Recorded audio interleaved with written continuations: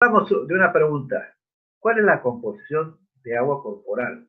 Porque sabemos que nuestro organismo está formado por sólidos, líquidos, y en los líquidos hay un predominio, un predominio de lo que viene a ser el agua, ¿no es cierto? Está Alfredo Brogui. Alfredo, Alfredo, ¿me escuchas? Sí, doctor, buenas tardes. ¿Cómo estás, Alfredo? ¿Cuál es la composición corporal de agua? De acuerdo a, bueno, este curso ya se llevó pues en fisiología, lo has vuelto a ver en nefrología, etcétera, ¿no? ¿Qué te acuerdas de eso? Recuerdo que era tipo 60%, 30 y 10, así una división. Vamos a ver. Yo creo que 70, estás, 20. O sea, por ahí 70 estás, y 10, claro. por ahí estás. Vamos a ver. No sé qué, ahí está. Bueno, esta imagen de acá nos está hablando ya de que idealmente tenemos que pensar que en el cuerpo humano está dividido en compartimentos. En realidad, compartimentos es una forma ideal de mencionar el tema, pero en realidad, pues, es una forma interesante de poder comprender la distribución de agua en nuestro cuerpo.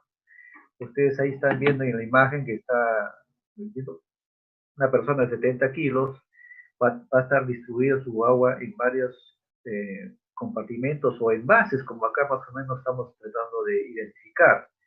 Entonces estos compartimentos van de alguna forma a interactuar también entre ellas, ¿no? Y vamos a seguir viendo. Ajá. Muy bien, esta es la composición del agua corporal total, ¿no? El promedio, siempre en las mujeres hay menos agua, en los varones un 10% más, 60%. ¿Y por qué hay menos agua en las mujeres? Porque en la composición de los tejidos, en el caso de las mujeres, hay un predominio de tejido adiposo. Y el tejido adiposo es un tejido que tiene menos agua. En el caso del varón, el predominio es el tejido muscular. Y ese tejido muscular es el que tiene más proporción de agua en comparación entre otros tejidos. Otro dato importante de esta tabla, ¿no? Es que nos habla que el obeso, ¿no? Tanto en el caso de las mujeres y en el caso de los varones, hay una disminución que puede variar, como ven ustedes, un 5 a un 10%. ¿Qué pasa en el desnutrido? Es otra condición especial. Baja casi a un 10 o un 20% dependiendo del grado de desnutrición. Entonces vean ustedes que otro concepto que hay que tener en cuenta cuando hablamos de composición de agua es si es, si es un paciente promedio, es un paciente obeso o es un paciente desnutrido.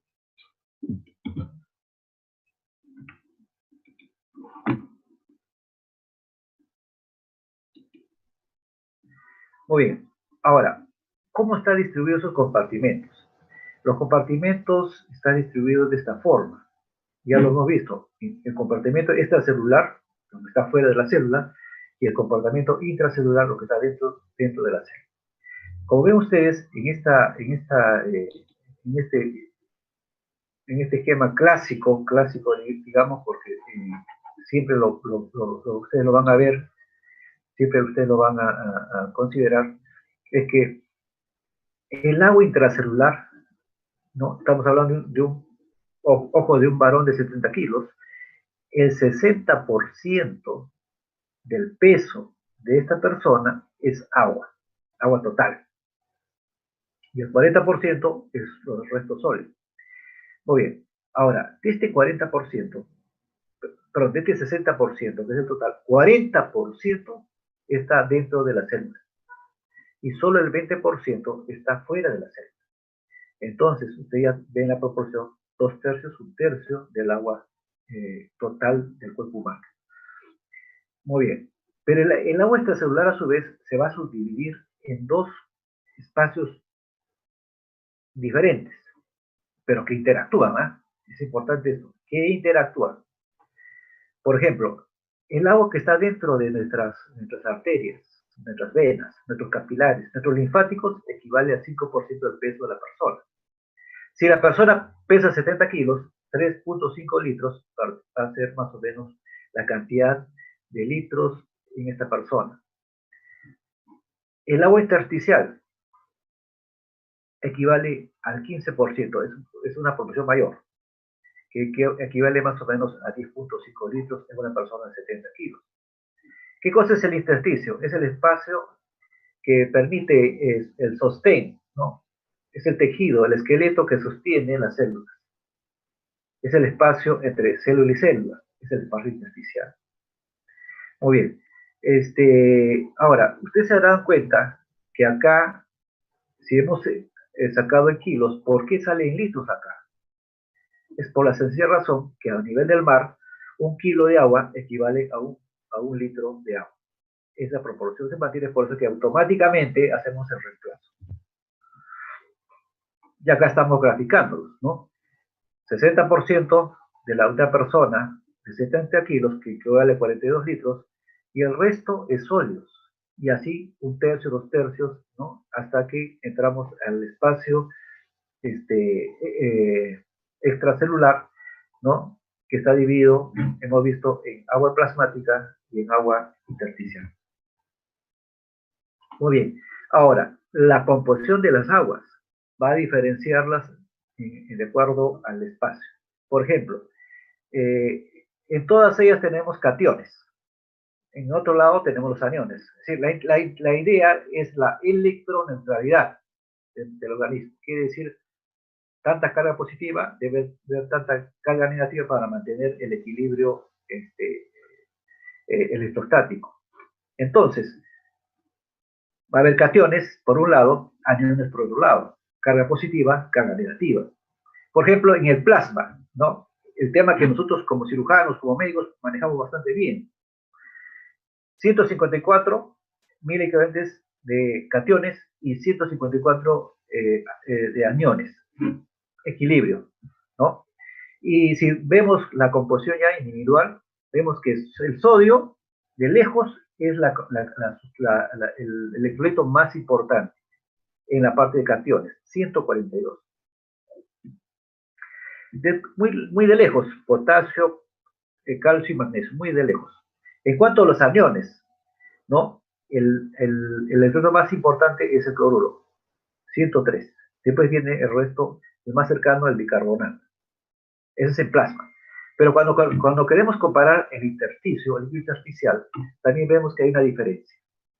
Acá el equilibrio va a variar, 153 a 153.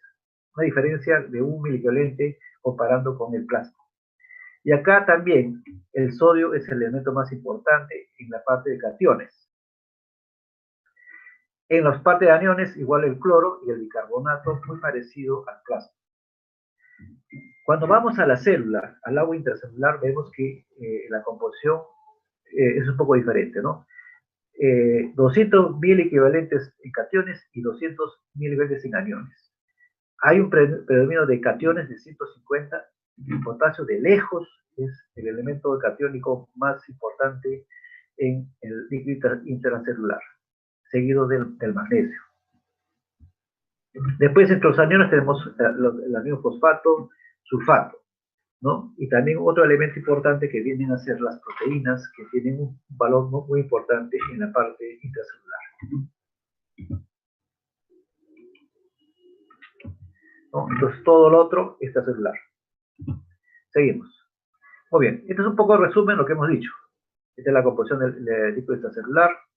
No olvidarse el efecto de las proteínas, con su ley de Gibbs y Dobnan, que las proteínas van a tener un efecto de atracción, de atraer a algunos elementos que están dentro o alrededor de ella. La parte intracelular, no se olvide, importante, que es el 40%, y tiene una composición de sodio, perdón, de potasio y magnesio y proteínas. Muy bien. ¿Cuáles son las causas que van a disminuir el volumen en cirugía, sobre todo en cirugía, el campo que nosotros estamos realizando ahora? Hay pérdida de líquidos gastrointestinales, ¿no? Hay líquidos gastrointestinales, ¿no? Por ejemplo, las zonas nasogástricas. Si nosotros no lo controlamos, el paciente va perdiendo líquido por ahí. Los vómitos, las diarreas y las fístulas enterocutáneas. Es decir, son motivos que nos tienen que obligar a evaluar bien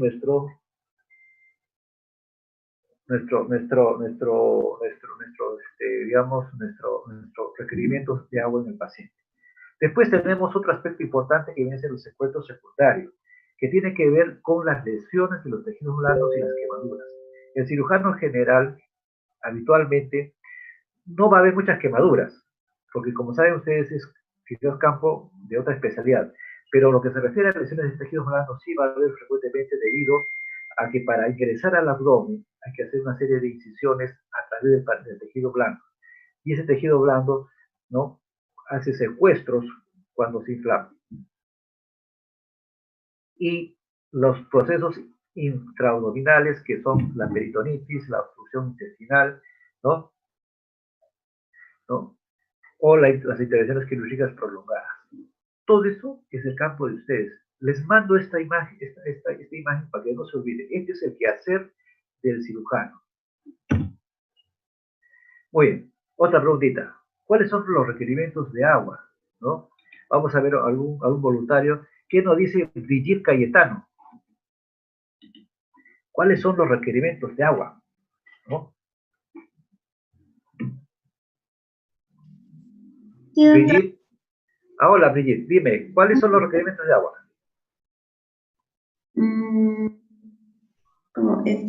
O sea, con lo que consumimos en el agua líquida, ¿sí? En los sólidos, alimentos sólidos. Cuando te digo requerimientos, es una fórmula. ¿Cuánto por kilo de peso le doy a mi paciente? ¿No? Que no es igual a una persona de 70 kilos, otra de 50, ¿no? Pues hay una fórmula. ¿Ya? No hay problema, no hay problema. Estamos para aprender. Vamos a ver. Ya.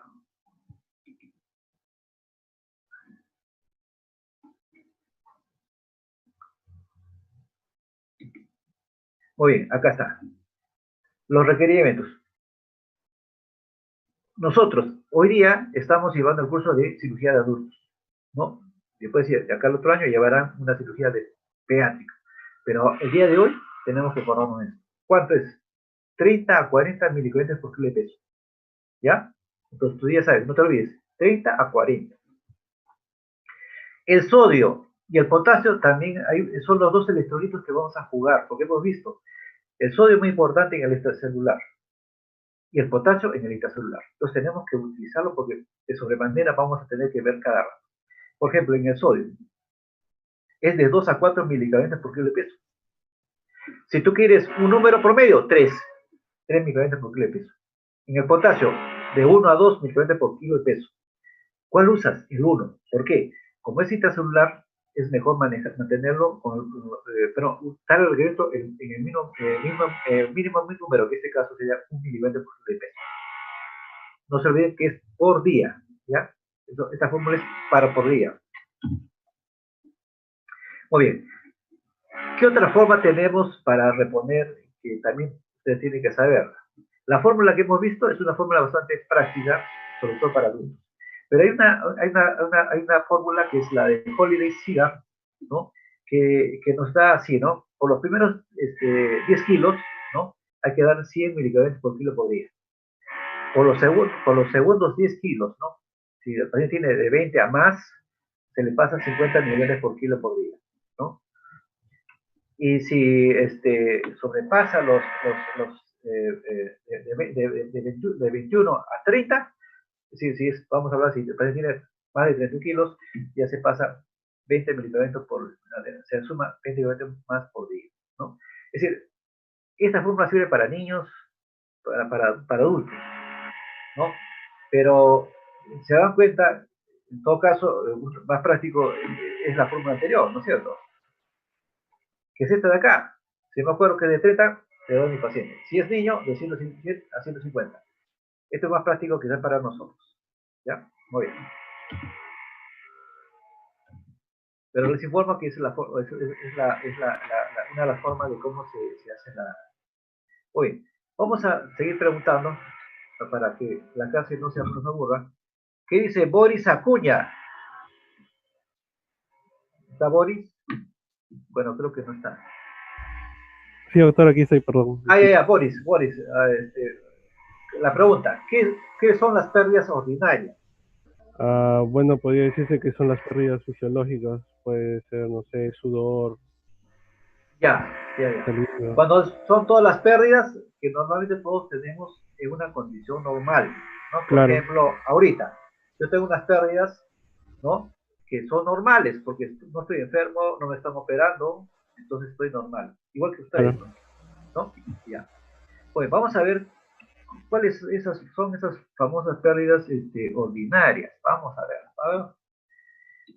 Ahí está, se va la hojita. Bueno, como para las pérdidas ordinarias, yo tengo que clasificar las pérdidas en dos grupos: pérdidas insensibles y pérdidas sensibles.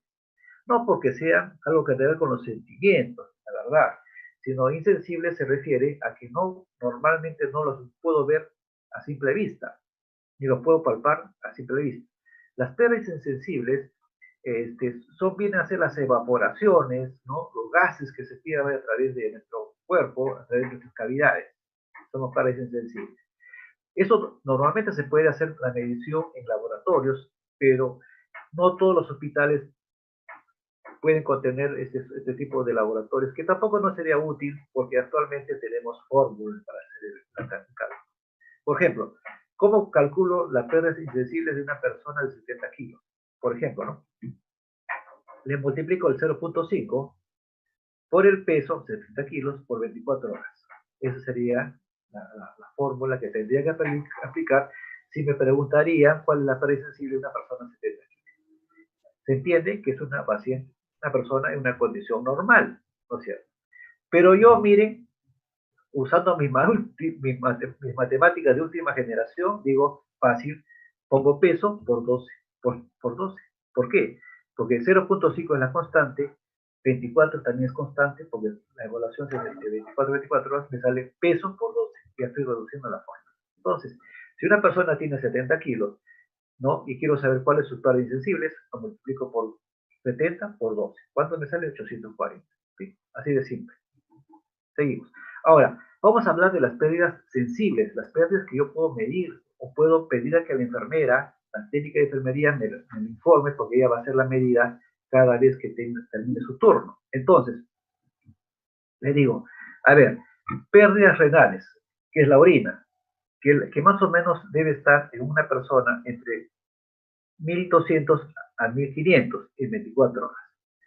Si tú quieres hacer un conteo, le dices simplemente a la enfermera, señorita,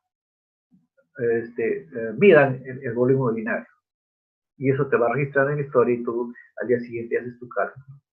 Igual, las pérdidas digestivas, sobre todo cuando una persona está defecando, se calcula que es 200 ml por 24 horas, ¿no? La diferencia será pues en paciente con diarreas. El paciente con diarreas obviamente pierde más líquidos y eso sobre todo es útil en los niños, por ejemplo en los bebés, lo que hacen es medir o pesar el pañal, ¿no? Para tener un cálculo más exacto de las pérdidas. Como saben ustedes, en el adulto, casi el adulto se puede hacer más o menos un cálculo aproximadamente pues utilizando otros medios como es la chata, ¿no?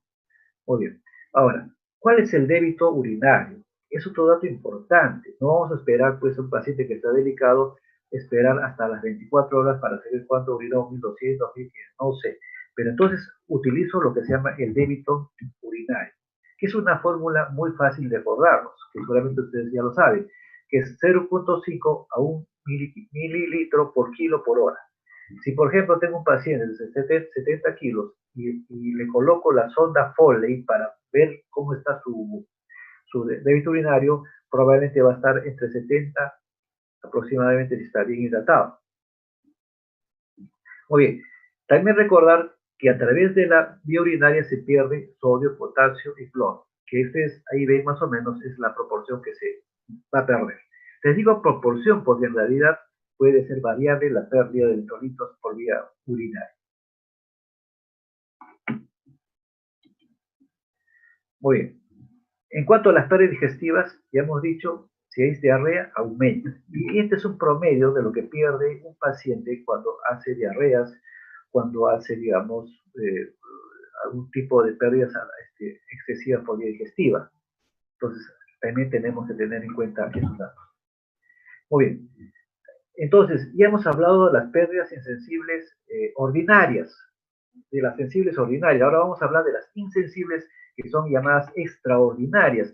Extraordinaria se refiere cuando el paciente está enfermo, cuando el paciente está operado, ¿no? Cuando está posoperado. Entonces, estas pérdidas insensibles van a ser diferentes, ¿no? Como se entiende. Por ejemplo,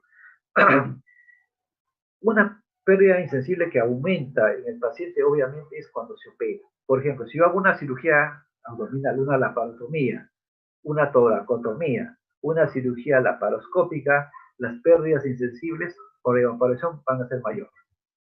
Y entonces, en ese caso, uso esta fórmula. 5 por kilo por el número de horas de la sala de operaciones. ¿Ya?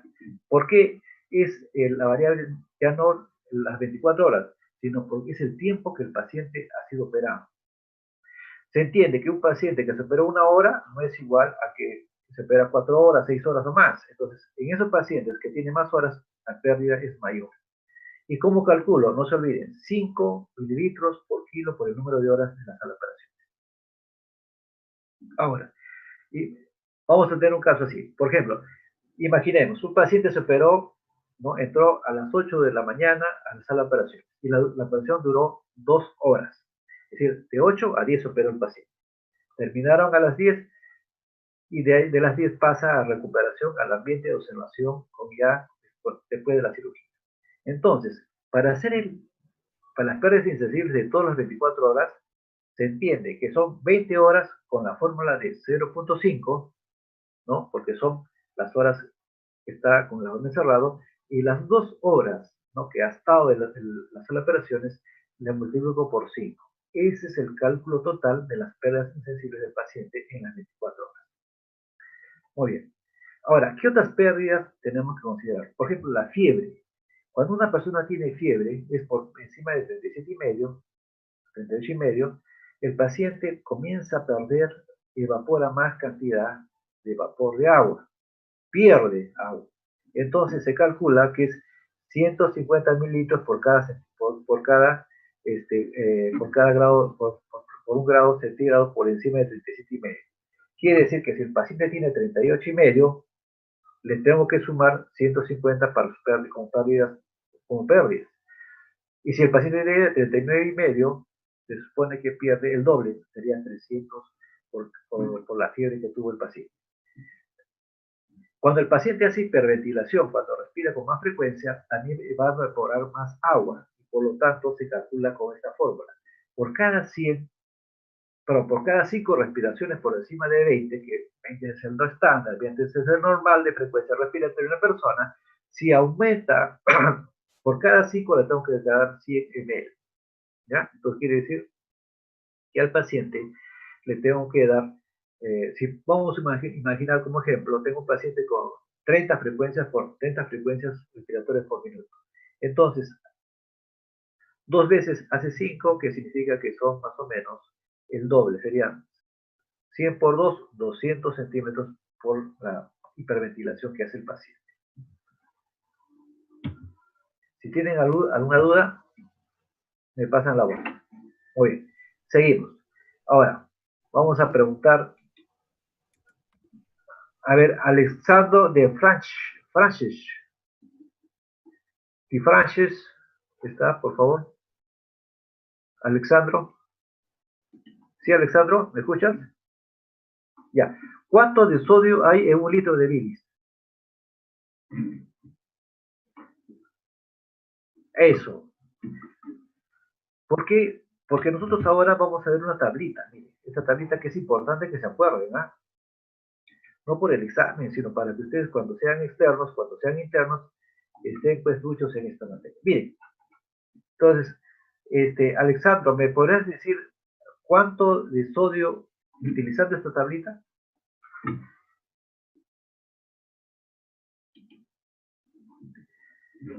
Alexandra, ¿me escuchas?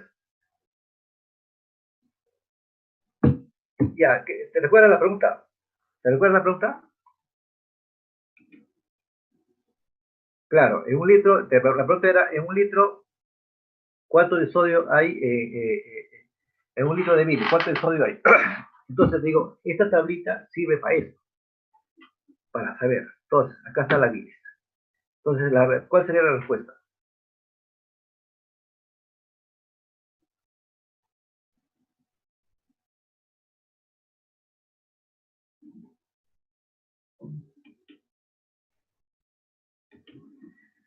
Entonces, la pregunta es, en un litro de bilis, ¿no? ¿Cuánto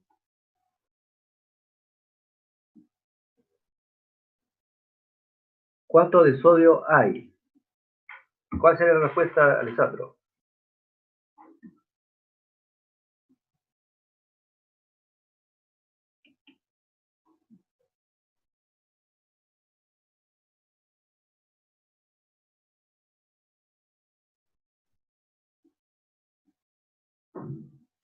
Creo que se malogró su micro de... A ver, a Diana, Anaya, ¿cuál sería la respuesta?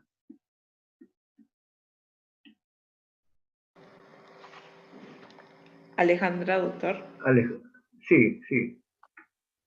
Mm, En un litro de bilis, ¿cuánto de sodio hay?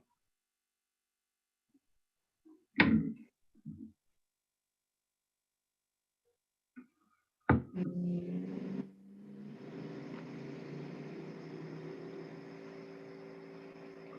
40, algo por ahí. Bueno, ahora, miren, acá Era un aproximado de 93. Si en en un un litro litro. y medio hay 140, sí, Ya, en un litro debe haber un aproximado de 93. Para ajá, ser más exacto, 93.3. ya, vamos a ver si es cierto, ¿ya? Bueno, miren, esta tablita de composición de los líquidos corporales es bastante interesante cuando tenemos que reponer en específico alguna secreción que se ha perdido más de la cuenta. Como ven ustedes, en un lado hay la secreción, hay saliva, jugo gástrico, bilis, jugo pancreático, ileal, líquido de colon. En la segunda columna están los volúmenes. Estos son los volúmenes diarios de secreción aproximadamente. Quiere decir, por ejemplo, que nosotros en un día perdemos 1 litro de saliva. ¿Sí? Perdón, secretamos 1 litro de saliva. En promedio, 2,5 litros de jugo gástrico por día. En bilis, 1.500 aproximadamente. Jugo pancreático, 1.000. Ileal, 3.500. Colon, 3.500. Y acá la composición es de sodio en una columna, cloro en la otra, potasio en la siguiente, bicarbonato y hidrogeniones. Muy bien. Ahora, no se olviden que siempre la cantidad de milicaretes que está acá es por litro. ¿Ya? Quiere decir, en 1 litro de bilis hay 140 miliequivalentes de sodio. En 1 litro de bilis hay 10 milicalentos de potasio, ¿ya? 35 milicalentos de bicarbonato. Vean ustedes cómo es así, ¿ya? Entonces, esta tabla de acá no es la cantidad que hay acá, no es la cantidad que hay acá, sino es por litro, que es la unidad de medida cuando se habla de promedio de composición de electrolitos en una secreción, ¿ya? Esta es la cantidad que secreta, pero no quiere decir que exactamente de 1500 a 140. Lo que está diciendo que aquí, esta es la cantidad por litro, ya no se olviden.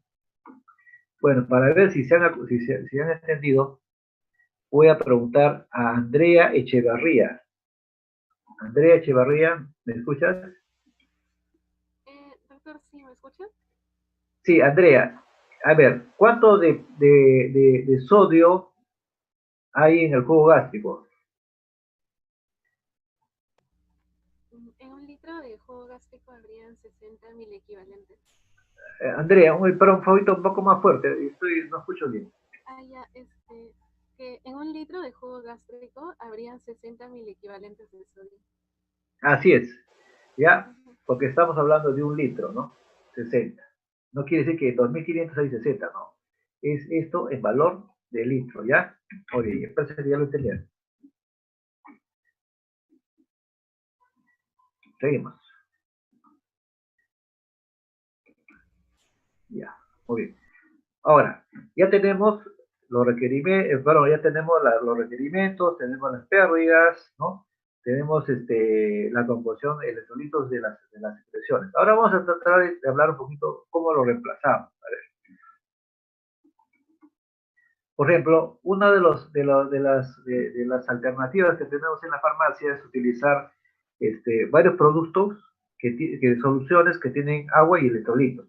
Una de ellas es, por ejemplo, si yo quiero reponer el potasio, utilizo el cloruro de potasio al 20%. Entonces me preguntan acá cuántos miligramos hay en una ampolla de cloruro de potasio al 20%. Entonces me voy a la tabla de soluciones, ¿no? Es decir, normalmente en Perú tenemos esto que tenemos a la mano. Acá están los nombres de las soluciones, ¿no? Como ustedes lo van a recetar para pedirlas. En la siguiente columna está el volumen, ¿no? La dextrosa 5% generalmente viene de litro, igual que el cloruro al 9 por mil, que es el famoso suero fisiológico, que es de 1000, ¿no? Y después tenemos ampollas de 21.5, de 20 centímetros, de 10 centímetros, etc. Pero la pregunta era, ¿cuánto de potasio tiene el cloruro de potasio al 20%? La respuesta es 27 miliequivalentes, ¿ya? 27 miliequivalentes. Si me preguntara, ¿qué cosa es el calium y qué es el cloruro al 20%? La respuesta es, calium es la marca comercial del cloruro de sodio al 20%. Y el cloruro de potasio al 20% también hay una forma genérica que lo fabrica el MINSA, o mejor dicho, le fabrican al MINSA, que es igual, tiene una ampolla de 10 centímetros y tiene igual la composición de 27 miligramos de potasio. En el sodio, ¿qué pasa? Por ejemplo, las ampollas de cloruro de sodio también se usan al 20%. Y hay dos tipos de ampollas, ¿no? La marca hipersodio, que es la marca comercial, es una ampolla que tiene 21.5 centímetros, es decir, un poco más grande, y tiene 73 miligramos de sodio. En cambio, el cloruro de sodio al 20%, que es el genérico, que es fabricado para el MINSA, es una ampolla mucho más pequeñita, solamente mide 20 centímetros, y por lo tanto sus miliequivalentes son menores, 68 miliequivalentes. Ustedes diariamente cuando vayan al hospital van a usar el hipersodio, perdón, el cloruro de sodio al 20%, el genérico, y el cloruro de potasio, el genérico, que es de 10 centímetros también. Entonces, esto es lo que ustedes tienen que tener en cuenta para hacer sus requerimientos para el paciente que van a estar evaluando. Tampoco no olvidarse que el suero fisiológico, el mal llamado suero fisiológico, viene de 1 litro, puede venir de medio litro, puede venir de 100, etc. Pero lo generalmente usamos en los pacientes adultos de 1 litro. Y cada litro tiene 154 miligramos de sodio. La dextrosa 5%, que ustedes saben que tiene dos formas. La dextrosa 5% en agua destilada es agua sola, pero con glucosa, que da más o menos 200 kilocalorías. ¿Ya? No tiene electrolitos, solo tiene calorías. El otro producto es el de acá, que es el bicarbonato de sodio al 8.4%, que viene en ampollas de 20 centímetros y tiene 20 miligramos de sodio y 20 de bicarbonato. Muy bien. Ahora, cuando ya la enfermera prepara la solución que ustedes requieren, ustedes tienen que decir a cuánto lo van a pasar las gotas. Entonces, no se olviden, 1 centímetro de agua equivale a 20 gotas y 20 gotas equivalen a 60 microgotas. Por lo tanto, la fórmula para el reemplazo sería el volumen que van a pasar por el tiempo, 24 horas habitualmente, por una constante que es 3, me va a dar el número de gotas. Y como digo, por arte de las matemáticas, el volumen lo divido en 72 porque 24 es la constante, porque son 24 horas las que tú vas a pasar, o vas a dejar la indicación, por 3 sale 72. Entonces el volumen sobre 72 me va a dar el número de gotas por minuto. Muy bien, esto de acá es lo que al fin y al cabo es lo que requerimos todos los días, el balance hidroelectrolítico. Entonces, esto es un poquito un resumen, ¿no?, que hacemos. ¿Qué es el balance? Ingresos menos egresos, ¿no? Como una balancita, pues. Tanto pierdo, tanto tengo que reponer. Entonces, en los ingresos tenemos que considerar por lo menos estas tres cosas. Si el paciente solamente usa vía parenteral porque no puede comer, entonces considero lo que estoy ingresando por vía parenteral. Si el paciente puede tolerar un poquito de agua, le voy a poner cuánto de volumen de agua estoy indicando, ¿no? Por ejemplo, para comenzar el inicio de la vía oral. Pero no se olvide esta pequeña flechita esta pequeña flechita que está acá es diferente a esta otra grande, que son los ingresos que ustedes van a administrar al paciente. Pero el cuerpo tiene su propia administración de agua, que se llama agua de oxidación, que es un volumen de 300 en promedio por día, producto del metabolismo del agua, producto del metabolismo de los alimentos, que son carbohidratos, lípidos y proteínas. En cuanto a los egresos, todo lo que se pierde, vienen a ser, ¿no?, todas las pérdidas insensibles que se producen en sala de operaciones o en recuperación o en el piso de hospitalización, y son orina, vómitos, fiebre, polinemia, diarreas y drenaje. Bien. Entonces, para hacer el balance hidroelectrolítico, tengo que considerar los requerimientos basales del paciente. ¿Qué tengo que sacar? El agua, el sodio y el potasio, ¿no?, por kilo de peso. Después hago mi balance y puede ser que el balance salga positivo o salga negativo. Si sale positivo, muy positivo, entonces quiere decir que el paciente está reteniendo agua. Entonces me he sobrepasado de agua. Entonces, para el requerimiento que voy a dejar para el día siguiente, tengo que restar ese volumen si es demasiado. ¿Qué pasa si el balance hidroelectrolítico sale negativo? Es decir, la suma entre ingresos e ingresos sale negativo. Entonces quiere decir que le estoy debiendo al paciente agua, está deshidratado, entonces tengo que reponer ese volumen en proporción al día siguiente. Y lo que llamo proyección viene a ser, si un paciente tiene una fístula, un drenaje, y que sé que ese drenaje va a durar muchos días, probablemente tengo que decir, bueno, si hoy día dreno 1000, probablemente mañana sigue con los 1000, o puede ligeramente disminuir un poco, pero tengo que proyectarme, si no, voy a mantener en balance negativo, si que no considero este factor. Muy bien. Entonces, finalmente, todo lo que hemos hablado hasta este momento va a servir para hacer las indicaciones en la historia clínica, ¿no? Pongo la fecha, pongo la hora, número 1, si va a comer o no, le pondré, pues, qué volumen, y la vía parenteral, lo que vamos a aprender ahora, ¿no? Después los antibióticos, los analgésicos, los protectores gástricos, antieméticos, indicación veterinaria, firma el médico y sella. Entonces, más o menos este es el esquema que nosotros en las historias clínicas dejamos, ¿no? No se olviden, la vía parenteral y la vía oral son las dos primeras condiciones que tenemos que manejar. Después, dependiendo del caso, usaremos analgésicos o antibióticos. Muy bien, y esto más o menos es un esquema como dejamos nosotros las indicaciones, ¿no? Acá vamos a poner esta cantidad de, digamos, de estroza, al 5% va a vestir a 1000, una ampolla de cloruro de sodio, una de potasio, que puede pasar de acá de 1 a 2 más gotas por minuto. Esto se me ha movido, por si acaso. Esto debería estar acá, ¿no? Aquí. Acá le estoy indicando que el paciente todo el día va a pasar 1, 2, 3 litros de esta estroza al 5%, y también está pasando 1, 2, 3 ampollas de potasio y 3 de cloruro de sodio. Y sale 40 gotas aproximadamente por minuto.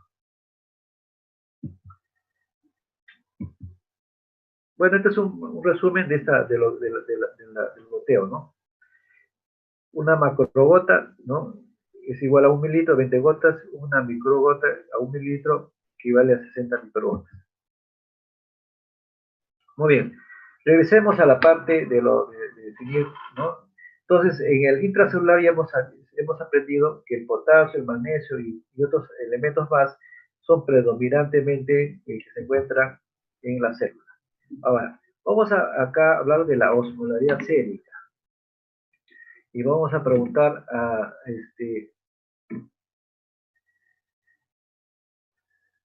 Boris Acuña. ¿Está Boris? Boris Acuña, ¿está?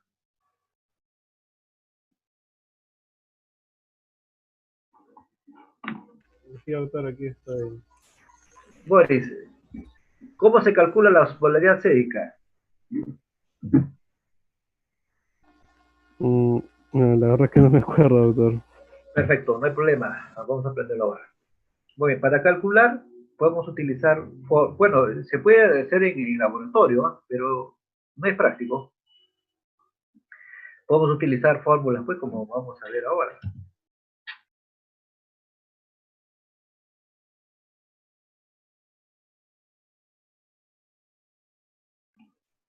Vamos a usar la fórmula, miren, por ejemplo. Acá tenemos una fórmula.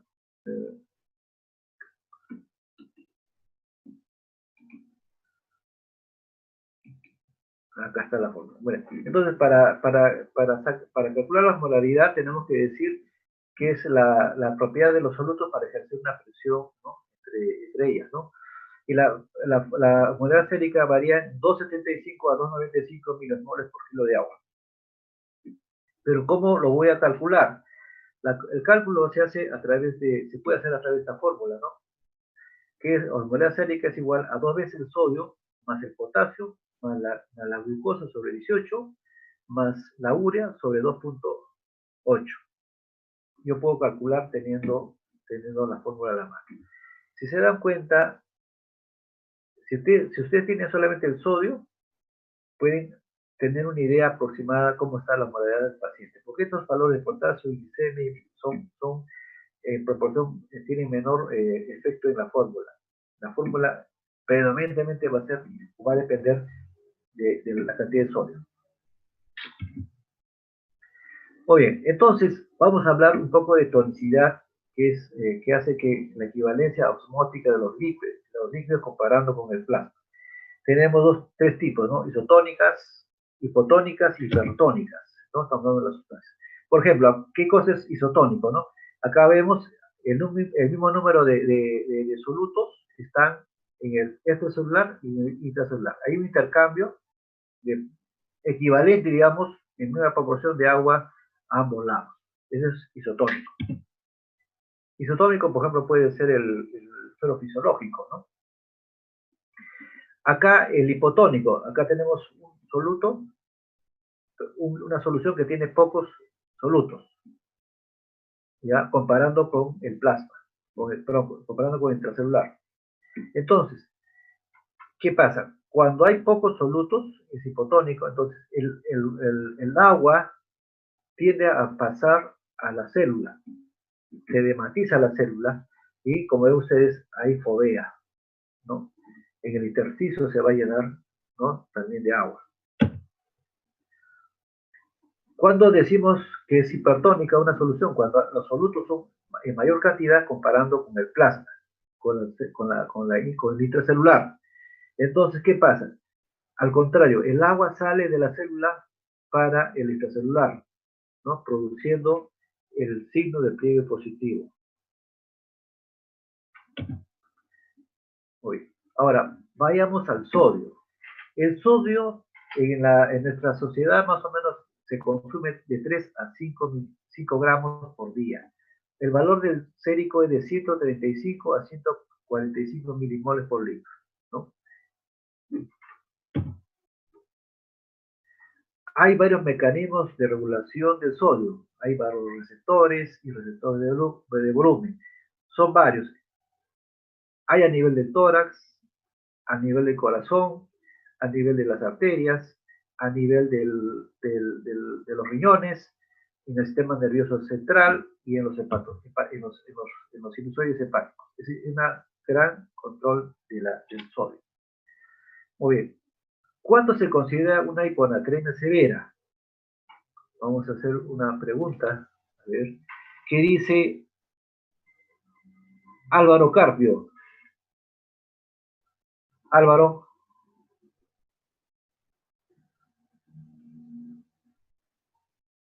Álvaro Carpio, ¿me escuchas? Sí, doctor, buenos días. ¿Cómo estás, Álvaro?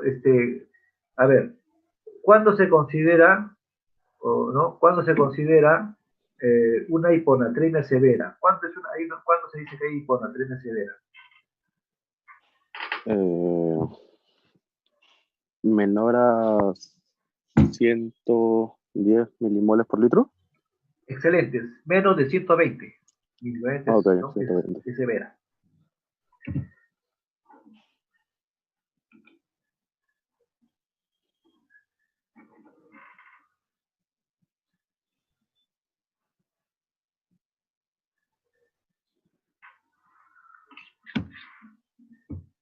Entonces, la hiponatremia, cuando es menor de 135, decimos que es hiponatremia. Cuando decimos leve, menos de 135, digamos leve, más cerca de lo normal. Moderada, pero acá está un poco equivocado. La moderada está, pues, un poquito antes de 120, ¿no? Puede ser digamos, de 130 hasta 121, 122. Pero bueno, estos valores de acá arriba hay que tomarlos con cierto cuidado, pero la severa sí hay que tener mucho cuidado. Es la que va a tener mayor problema para el paciente. Va a haber muchos problemas, sobre todo la forma aguda. Entonces, cuando decimos que es severa, cuando es menos de 120 mg por litro, ¿no? Es la forma aguda. Pero hay formas crónicas que también hay que recordar que son poco sintomáticas y generalmente están asociadas a baja mortalidad. Pero las agudas, severas, si con sodio de menos de 120, hay que tener mucho cuidado. ¿Cuál es la clínica? ¿No? El paciente va a tener síntomas encefálicos, ¿no? El sistema nervioso central, ¿no? Va a tener náuseas, va a tener vómitos, cefalea, hay irritabilidad muscular, convulsiones, y si no lo tratamos, entra a coma y puede fallecer el paciente. Los signos, ¿no? Hay hiporreflexia, hipotermia, la famosa respiración de Cheyne-Stokes, muy parecida a la curva del COVID, ¿no? En Perú. Asciende, baja, apnea, otra vez asciende. Ojalá que no sea, pues, la segunda ola que parece que se nos va a venir. Ojalá que tengamos cuidado con todos nosotros, difundamos, pues, el cuidado que tengan que tener las personas que viven a nuestro alrededor, nuestros amigos, las amistades, para evitar que nos venga la segunda ola que no nos conviene a nadie. Puede haber parálisis pseudobulbar, convulsiones y coma. Le he puesto aparte la parálisis pseudobulbar para comentarlo después. Muy bien, la clasificación de la hiponatremia. La clasificación de la hiponatremia es bastante complicada, ¿no? Por suerte, ya les diré que hiponatremia nos interesa en cirugía, pero simplemente como una cuestión de conocimiento, la hiponatremia puede ser como su modalidad normal, ya les hemos visto, ¿no? Calcino del cálculo. Y se va a presentar en hiperlipemias y hiperproteinemias. Por suerte, no son temas diarios para el cirujano. Eso más lo ve el clínico. Puede haber hiponatremia con osmolalidad aumentada, ¿no? Si más de 300 milosmoles, ¿no? Por kilo de agua. Y se va a presentar en los casos de hiperglicemia, por ejemplo, cuando está por encima de 200 miligramos de glucosa, por cada 100, por encima de 200, va a bajar a 1.6 el sodio. Entonces eso hay que corregir en el caso de hiperglicemia. Y también se va a presentar esta hiponatremia cuando se usa desmedidamente el mannitol y el glicerol. Por suerte, estos temas de hiperglicemia e infusión no lo manejamos nosotros, por suerte es un manejo más para el clínico. La hiponatremia con osmolalidad disminuida, es decir, menos de 300 milosmoles, ¿no? Puede tener tres condiciones: con líquido extracelular disminuido, con líquido extracelular aumentado, con líquido extracelular normal, ¿no? Y generalmente son por pérdidas renales o extrarrenales, como es lógico. Ahora, el líquido extracelular disminuido. Quizás decirles que esto sí tenemos que acordarnos. Nosotros vamos a presentar estos problemas con hiponatremia con líquido extracelular disminuido, ¿no? ¿Por qué? Porque los pacientes nuestros van a presentar vómitos, pueden empezar diarreas, pueden tener fístulas intercutáneas, los famosos fístulas intestinales. Entonces, estos pacientes lo tiene que ver de alguna forma en cirujano. Las causas por tercer espacio también lo ve el cirujano, es por hilo dinámico, peritonitis, pancreatitis. Quemados también En una oportunidad lo tendrá que ver el cirujano, ¿no? Entonces, no se olviden, la hiponatremia con osmolalidad disminuida, con líquido extracelular disminuido, campo del cirujano general. Muy bien, pero también hay con líquido extracelular aumentado, insuficiencia cardíaca congestiva, síndrome nefrótico, cirrosis y insuficiencia renal. Campo de las otras especialidades. No nos metemos mucho en eso. Con líquido extracelular normal, hipotiroidismo, enfermedad de la hipófisis, estrés, algunas drogas, ¿no? Como ven ahí, oxitocina, carbamazepina, colchicina, salicilatos, ¿no? Tema de otras especialidades. No vemos nosotros mucho más esto y nosotros, en todo caso, si está presenta el caso, hacemos las interconsultas necesarias. Tenemos el síndrome de secreción inadecuada de hormona tibérica, ¿no? ¿En qué casos tenemos que reconocerlo? Sí tenemos que reconocerlo porque no podemos encontrarnos con sus casos. Por ejemplo, cuando el paciente tiene una neoplasia de pulmón o tiene una neoplasia del sistema nervioso central, ¿no? ¿Y qué se caracteriza? Por todo esto. Hiposmolaridad, hiponatremia, sodio urinario mayor de 150. Pero para decir que este paciente tiene síndrome de secreción inadecuada de hormona tiroidea, el paciente tiene que mostrar que tenga buena función renal, buena función tiroidea, buena función adrenal, para decir, esta es la causa de su problema del paciente. Tratamiento. Ustedes van a ver que el tratamiento es la cosa más fácil de todo el mundo. Siempre tratar la causa específica, ¿no? Si es problema de tiroides, hipotiroidismo, que lo maneje el endocrinologo. Si es un problema de nefropatía, lo va a manejar el nefrólogo, ¿no? En general, las causas leves y digamos algunas moderadas lo van a manejar ustedes con suero fisiológico, al 0.9%. Pero tienen que tener a su lado, ¿no? Sus electrolitos séricos, para controlar al paciente cada tiempo que ustedes requieran. Ahora, cuando tengo una hiponatremia grave, tengo que dar soluciones de cloruro hipertónicas. Por ejemplo, el cloruro de sodio del 3%. Y con un diurético, furosemida. Para calcular la fórmula de déficit de sodio, aplico esta fórmula, 0.6 por el peso, por lo menos quiero llegar a 120 menos el sodio medido, ¿no? Entonces vamos a imaginar que mi paciente tenga 110. Entonces, menos 120 me sale 10, ¿no? Sería por el peso, digamos 70 kilos, por 0.6 me va a salir la cantidad de déficit de sodio. Ese déficit de sodio hay que pasarlo en forma adecuada. Vamos a ver por qué. No se olviden la fórmula. 0.6 por el peso, 120 kilos ideal, menos el sodio que va a medir. Se entiende que el sodio medido va a ser mucho menos de 120. Por eso es una hiponatremia grave. Pero la hiponatremia también puede ser por exceso de agua. Es decir, la misma cantidad de sodio, pero al haber bastante agua, lo que voy a hacer es que voy a hacer una hiponatremia dilucional. Entonces, para calcular el exceso de agua, utilizo esta fórmula. Me va a salir un monto de agua, digamos, por decirle 2 litros más, por ejemplo. Esto quiere decir que el paciente puede tener que disminuir en su balance, es decir, en su reposición al día siguiente, ese volumen, esos 2 litros que están de más para que el paciente pueda reducir esa agua, la podemos eliminar, ya, para que el paciente vaya manteniendo la proporción adecuada de sodio y agua. Muy bien. Ahora, el problema de la hiponatremia es esto, que tiene un efecto sobre todo muy riesgoso en el sistema nervioso central, ¿no? Acá estamos viendo cómo va variando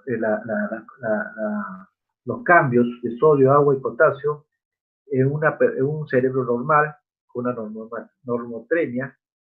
¿Y qué pasa con la hiponatremia aguda? En la hiponatremia aguda, pues, hay un cambio, ¿no? Un cambio, como ven ustedes, muy fluido de sodio y agua. provocando, como hemos visto, que por un lado, hay un traslado, pues como hemos visto, cuando hay poco sodio en el espacio exterior, entonces trata de llevar más agua hacia un lado para que se va a producir un cambio en la composición, provocando efectos sobre el sistema nervioso central. Entonces, este cambio, ¿no?, que va a producir, ¿no?, se aconseja, por lo tanto, evitar que la hiponatremia se corrija y que sea corregida en menos de 10 miliequivalentes en 24 horas. Por ejemplo, si yo tengo un paciente con un sodio de 108, no voy a querer en las 24 horas llevarlo a 140, por ejemplo. Porque si hago eso, quiere decir que estoy rompiendo la regla, no pasar de más de 10 miligramos en 24 horas de sodio, ¿no? Entonces, por ejemplo, si tengo 108, yo debería subir en un día hasta, por ejemplo, hasta 116. Usted dirá, pero ¿por qué? Si debe llegar a 120 como mínimo. No. ¿Por qué? Porque para tener la seguridad de no provocar una lesión grave en el sistema nervioso, que se llama mielonolisis pontina, y ha cambiado de nombre a ser síndrome de desmielinización osmolar. Y se ha presentado este problema con daños a nivel de la protuberancia, de los ganglios basales, por una destrucción de la mielina que recubre los axones, ¿no?, por varias razones. Uno, por el edema que producen las neuronas, que comprimen a la mielina y la van a destruir, o por el efecto de que la barrera hematoencefálica permite el pasaje de citoquinas que van a destruir a la mielina. Y esta desmielinización va a ser mucho más agresiva en la protuberancia. Y en la protuberancia, como recuerdan ustedes por sus estudios de neuroanatomía, ahí vamos a encontrar una serie de ganglios, de núcleos que tienen que ver con los pares craneales. Por lo que el paciente va a presentar, puede presentar tetraplegia, puede presentar disfunción de los pares craneales. Entonces no se olviden, no más de 10. Y entonces, ¿cuáles son las personas que tienen ese riesgo, ¿no? Por ejemplo, vamos a encontrar pacientes que hacen hipoxia en el tratamiento, hipercatabólicos, malnutridos, alcohólicos, quemados y mujeres ancianas que usan tiazidas. Entonces, estos elementos, estos factores de riesgo se han encontrado en estos pacientes. Por eso, moraleja, cuando ustedes tengan un problema de hiponatremia severa, hay que manejar con mucho cuidado, no hay que tratar de reponerlo lo más antes posible. La reposición tiene que ser progresiva para evitar esa mielonitis continua. Vamos a lo contrario, la hipernatremia. La hipernatremia se presenta con un sodio mayor de 160 miligramos por litro y se puede presentar por pérdidas de agua, por ejemplo en los quemados, en los que usan traqueostomías, en los pacientes con fiebre, pacientes con hiperventilación. O pueden ser con pérdida de fluidos hipotónicos, por ejemplo, gastroenterocolitis, las diuresis osmóticas, o por ganancia de sodio, cuando, por ejemplo, damos iatrogénicamente más de sodio que lo que requiere. Entonces, acá vemos, ¿no?, lo que hemos visto, la desmielinización, producto, ¿no?, de un aumento rápido del sodio. O al caso contrario, la disminución rápida del sodio me va a producir también edema cerebral y puede haber herniación del uncus provocando la muerte del paciente. Muy bien, ¿cuáles son los síntomas que va a presentar el paciente con hipernatremia? ¿Está Alfredo Broggi? ¿Alfredo Broggi está? Sí, doctor, ¿qué tal? Alfredo, ¿cómo estás? Alfredo, ¿qué síntomas que tú te acuerdas el paciente de hipernatremia va a presentar? Puede ser cansancio, Ah, digamos, típico estudiante de mareo. medicina, cansancio, ¿no? Sí, la verdad, profe. Cansancio, mareo, ah, dolor de cabeza. Estamos en maremoto alcalino, ¿no? Bueno, siempre igual que ustedes, también hemos sido al momento estudiantes. Oh, bueno, entonces vamos a ver cuáles son esos síntomas. Miren, los síntomas, por ahí lo dijo muy bien, ¿no? Porque hay contracción del líquido intracelular, el paciente va a tener letargia, debilidad, convulsiones, coma y muerte si que no tratamos adecuadamente al paciente. La disminución del volumen, ¿no? Va a producir ruptura de las venas cerebrales, entonces nos va a producir también hemorragias del sistema nervioso central. Entonces, para calcular, ¿no es cierto?, el déficit de agua, ¿no? Porque acá se entiende que hay mucho sodio porque hay poca agua solamente, entonces hay una hiper cantidad de sodio, entonces tenemos que calcular cuánto de agua le tengo que poner al paciente para que llegue al sodio ideal, ¿no? Entonces se calcula con esta fórmula agua corporal total, que es el peso por 60%, menos el sodio medido, ¿no? El sodio que te calcula la máquina y el sodio a que tú vas a llegar, a querer llegar, ¿no? Puedes llegar a 140, por ejemplo, entonces le pones 140, multiplica por 60% del peso. Y aquí más o menos estamos calculando en un caso, ¿no?, que el paciente está presentando un sodio de 160, ¿no? Y mire, más o menos, en pocas palabras, 42 es lo normal menos 36.7, quiere decir que el paciente tiene un déficit de 5 litros. Es decir, si yo teóricamente le pongo los 5 litros, el paciente va a llegar a 140, ¿ya? Pero eso ya hemos dicho que tampoco no puede ser de una sola puesta, ¿no? Entonces esto va progresivamente, ¿no?, por porcentajes, hasta completar en 3 a 4 días y el paciente se va a correr. Entonces siempre hay que tener cuidado con la reposición. Entonces, para el tratamiento hay que dar fluidos isotónicos y control de electrolitos. Entonces acá, concentración no más de 1 milicorriente por litro por hora las primeras 48 horas. Bueno, vamos al potasio. El potasio, el 98% es intracelular y el valor sérico es de 3.5 a 5.3. Es fundamental para la función cardíaca y neuromuscular. Muy bien, la primera alteración es la hipocalemia, cuando el potasio es menos de 3.5 miliequivalentes. Y puede ser leve, moderado, severa, ¿no? Severa menos de 2.5. Y acá en este lado está la cantidad, ¿no?, del pool de potasio. Recuerden que esta es la cantidad que hay en el suero. Esta es la cantidad real de potasio del pool que está dentro de la célula. Por lo tanto, cuando yo hago un dosaje de potasio en sangre, son estos valores. Pero en realidad, si yo quisiera tener un verdadero valor del potasio, sería que debo hacer una biopsia, ¿no?, de los tejidos para ver cuánto de potasio realmente hay en cada célula. En cuanto a los signos y síntomas, el paciente va a estar estreñido, puede tener hilio, paresia, y si usa digitálicos, hace la intoxicación digitálica.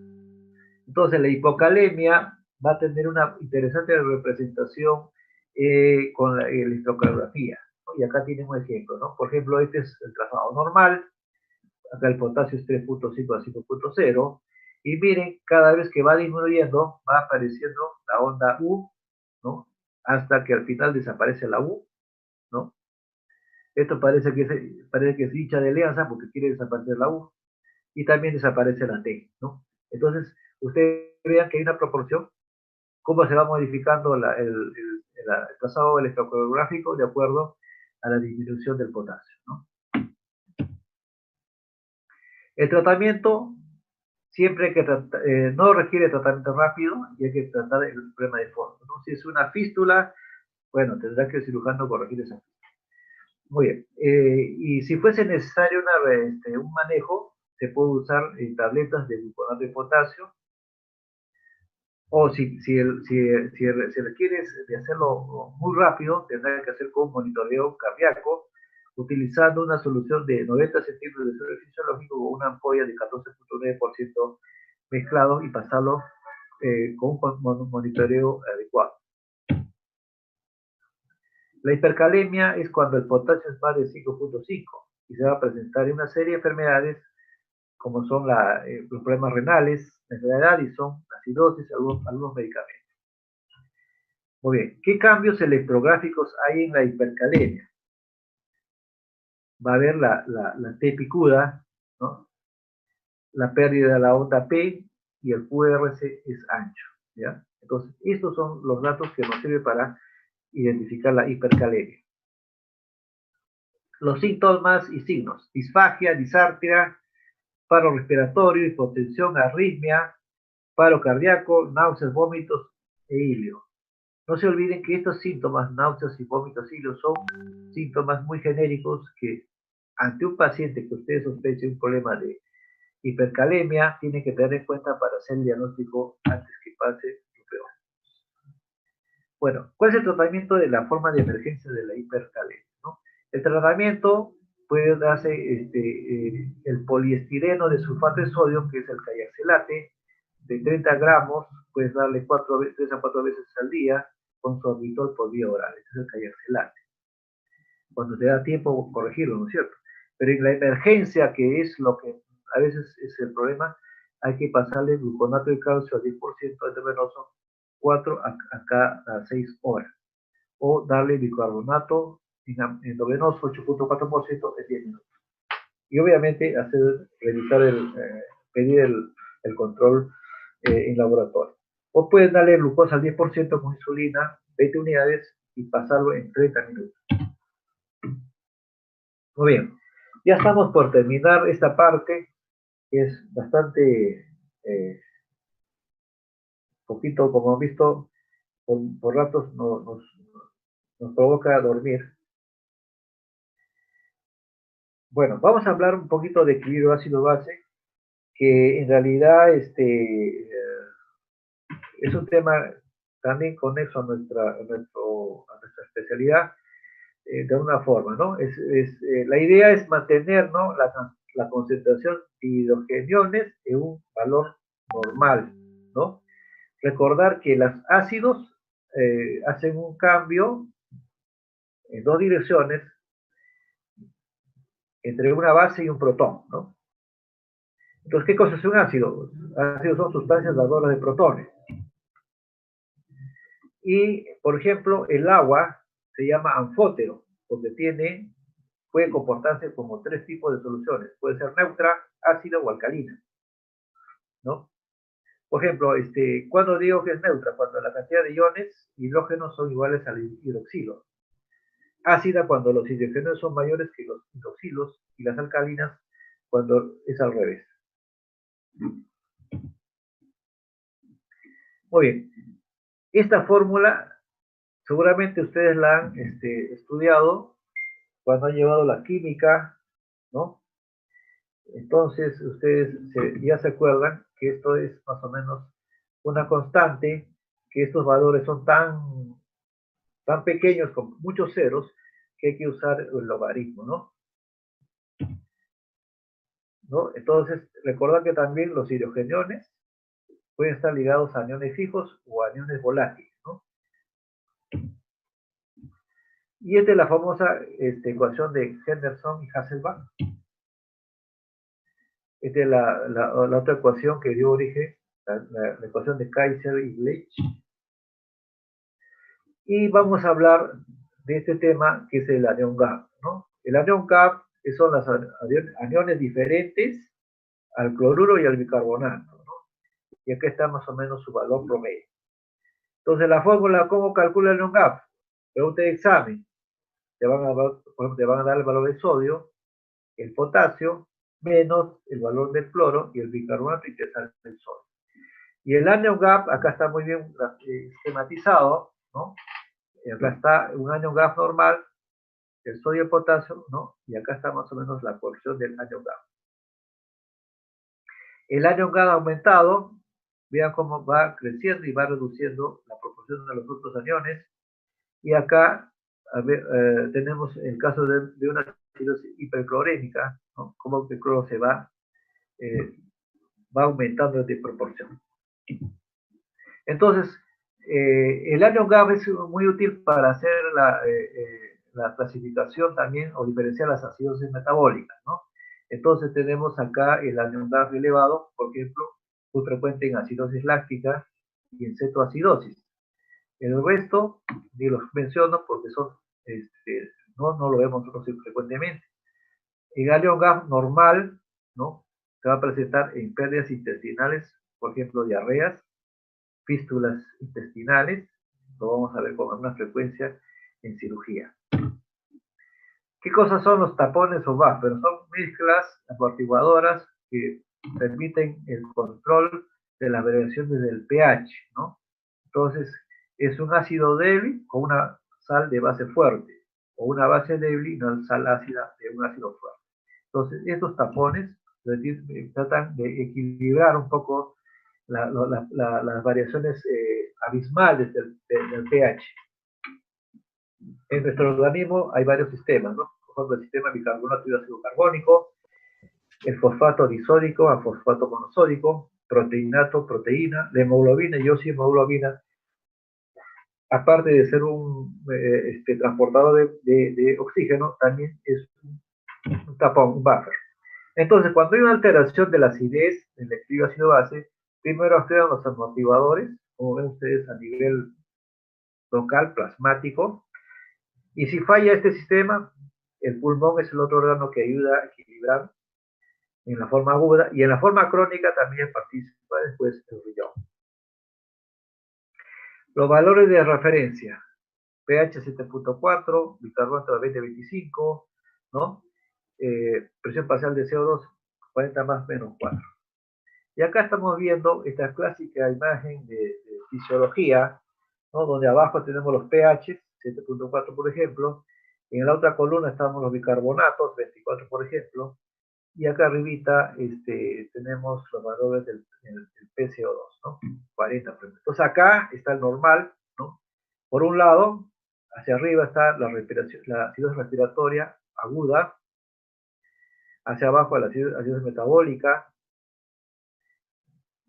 por un lado, hacia el lado derecho, la alcalosis respiratoria aguda, y más arriba la alcalosis metabólica.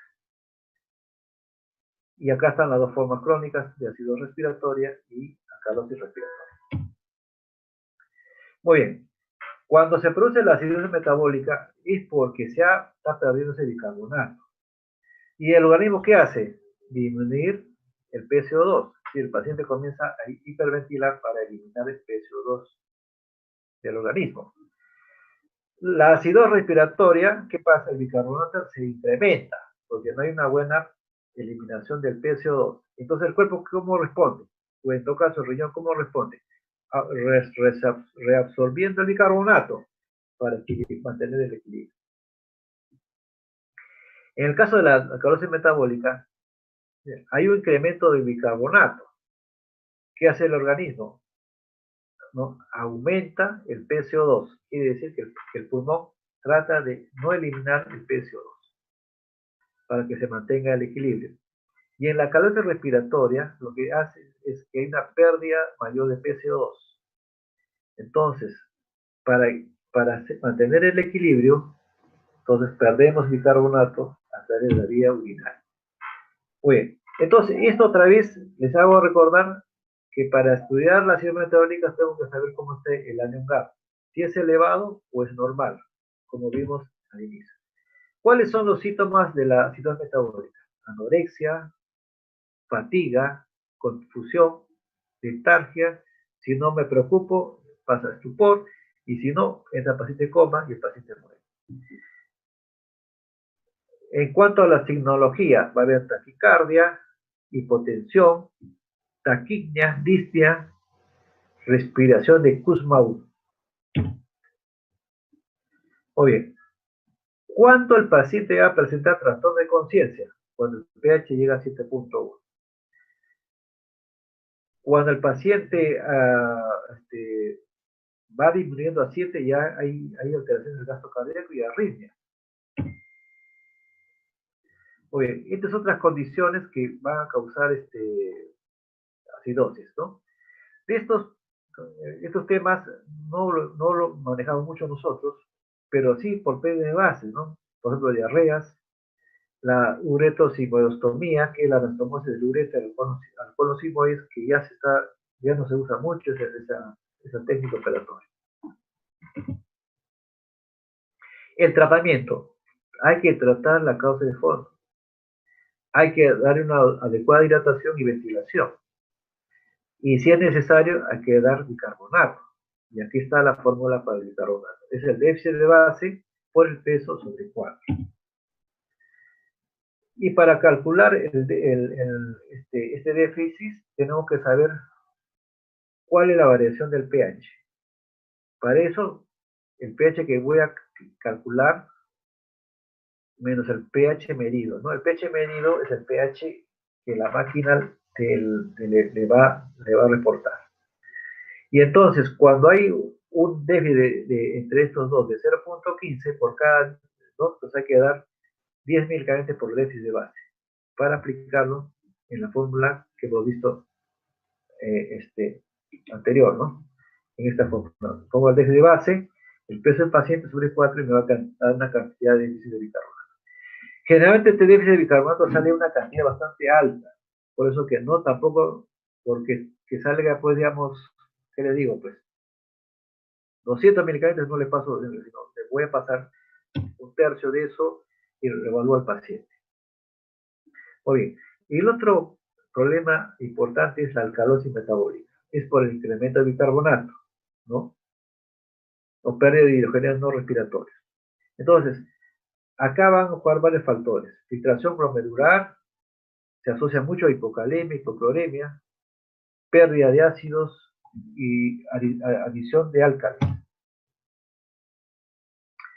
En cuanto a las causas metabólicas, entre las causas de alcalosis metabólica tenemos los que responden a cloruro y sin respuesta a cloruro. Las que responden a cloruro son los que nosotros vemos en cirugía. Uso descontrolado de la zona nasogástrica. Pacientes con vómitos, pacientes con adenoma villoso de colon. Uso inadecuado de diuréticos. Post-hipercapnia. Uso de carbenicilina, que alguna vez usamos, y penicilina, que ya hemos dejado usar porque no es útil para nosotros el uso de la penicilina. Y las respuestas sin respuesta a cloruro, que por suerte no lo vemos nosotros, lo ven estas otras especialidades como el hiperaldoteronismo, el síndrome de Cushing, el síndrome de Bartter y gesto del alcalino. En cuanto al cuadro clínico, ya, se entrelazan los problemas de fondo y la hipopotasemia. Y el paciente va a presentar anorexia, náuseas, trastornos mentales, letargia y si no, fallece.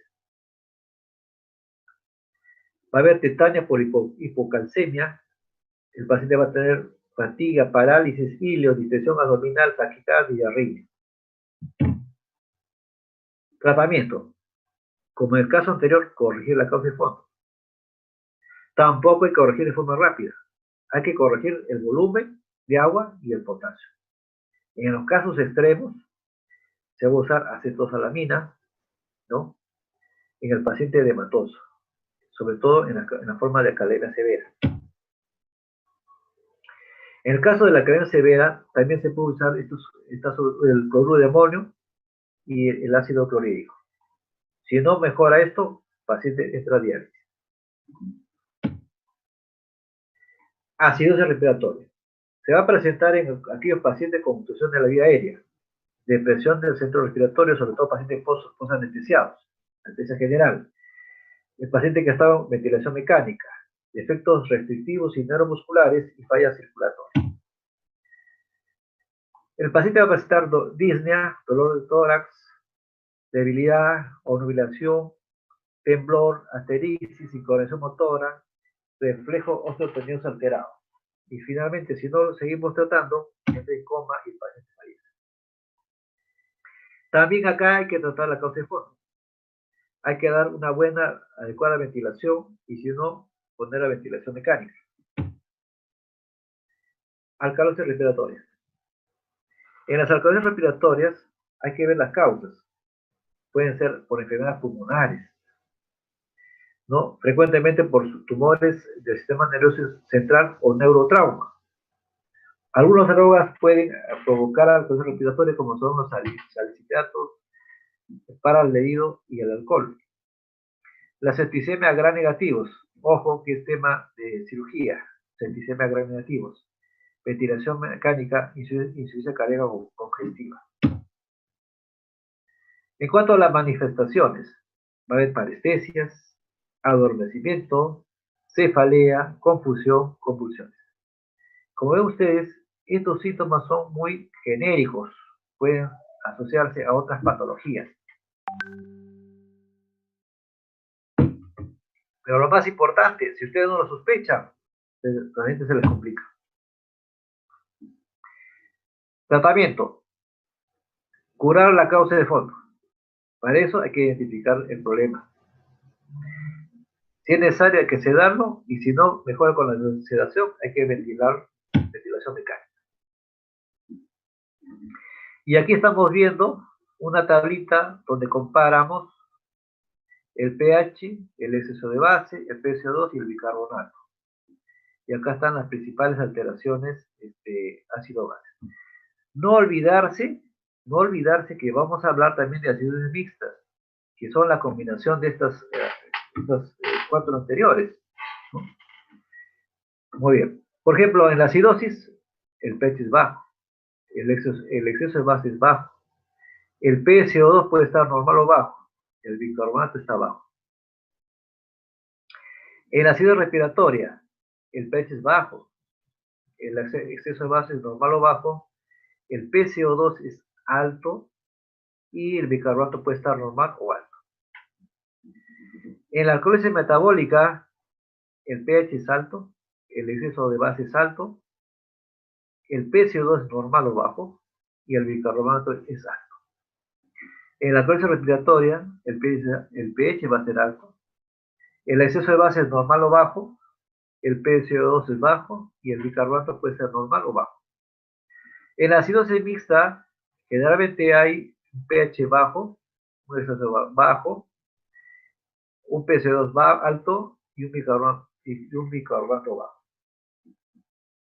Este es más o menos el resumen de las manifestaciones ácido-bases que hemos revisado. En cuanto podemos, con estas fórmulas, podemos calcular el pH. Por ejemplo, si el paciente está en una fase aguda o una fase crónica. Aguda es cuando tiene menos de 72 horas y crónica cuando tiene más de 72 horas el problema del paciente. Por ejemplo, si yo tengo un paciente, ¿no? Para eso tengo que saber, digamos, el PCO2 que le da la máquina, ¿no? Si el PCO2 ha aumentado en 10, entonces yo debo esperar que el pH disminuya en 0.08. Si el PCO2 disminuye en 10, debo esperar que el pH aumente en 0.08. Por ejemplo, si yo tengo un paciente con PCO2 por decirle, pues que ha aumentado en 10, por ejemplo, que tenga en 50, entonces tengo que esperar que el pH sea 7.4 menos 0.08, que sería 7.32, ¿no? Entonces, esto me sirve para comparar el pH que me da la máquina, para ver para dónde va la variación. Si este es por compensación, perdón, si este es un reflejo de este PCO2, porque además hay otra condición que me esté dando otro valor diferente. En el caso de la forma crónica, ¿no? Entonces, ya aquí, por cada 10 ya no aumenta, no disminuye 0.08, sino 0.03, porque es una condición crónica. El bicarbonato también va a variar, si es agudo o es crónica la situación del paciente. Entonces, el PCO2, si aumenta en 10 miligramos de mercurio, entonces el bicarbonato va a variar en 1 a 2 miligramos por litro. Si el PCO2 baja 10 milímetros de mercurio, el bicarbonato, para compensar esta variación, va a bajar de 2 a 3 milicalories por litro. Entonces, yo veo, comparo mi PCO2 que me bota en la máquina, el laboratorio, y lo comparo con este cálculo que saco. Y si el bicarbonato es diferente a este rango que me bota el cálculo, es diferente al bicarbonato de laboratorio, entonces puedo decir si está compensando o es que además de la condición que veo, hay otra condición mixta de alteración ácido-base. Igual, en el caso de la forma crónica, las constantes varían, ya no es 3.4, sino va a ser, pero ya no es 1.2, aumenta 3.4, ya no va a disminuir 2.3, sino disminuye 5 a 6 miligramos por litro. Ahora, en el caso del PCO, para calcular el PCO compensatorio, si es acidosis metabólica, tengo que tener el dato del bicarbonato, ¿no? Entonces, si yo tengo un valor de bicarbonato, ¿no? Le multiplico por 1.5, le sumo más 8, y además le resto más menos 2, me va a dar dos valores para el PCO2 compensatorio. Si ese PCO2 está en ese rango que yo calculo con esta fórmula, yo digo que este PCO2 que la máquina me ha enviado está compensando a este cambio de acidez metabólica. Pero si por una razón este valor que me sale con el bicarbonato sale diferente al PCO2 que está enviado a la máquina de laboratorio, entonces puedo ver si además hay una acidez metabólica, además hay otra condición que puede ser, digamos, otro trastorno para considerar que un trastorno es mixto. En la alcalosis metabólica igual, si el paciente está diagnosticado con alcalosis metabólica, con el valor de bicarbonato que tengo, voy a calcular cuál es el PCO2. Si el PCO2 que yo calculo es el PCO2 que me bota la máquina. Entonces, para eso tengo dos valores, para la forma aguda y la forma crónica. Me van a salir dos valores. Si en ese rango de PCO2 que he calculado, yo podría decir si este es un PCO2 calculado, es compensatorio o además de la alcalosis metabólica, hay otra condición que altera y se considere como una patología física. Muy bien. Bueno, hasta aquí es la parte de nuestro tema, ¿no? ¿Tuviesen alguna pregunta, algún comentario? Nos quedan algunos minutos todavía para poder conversar.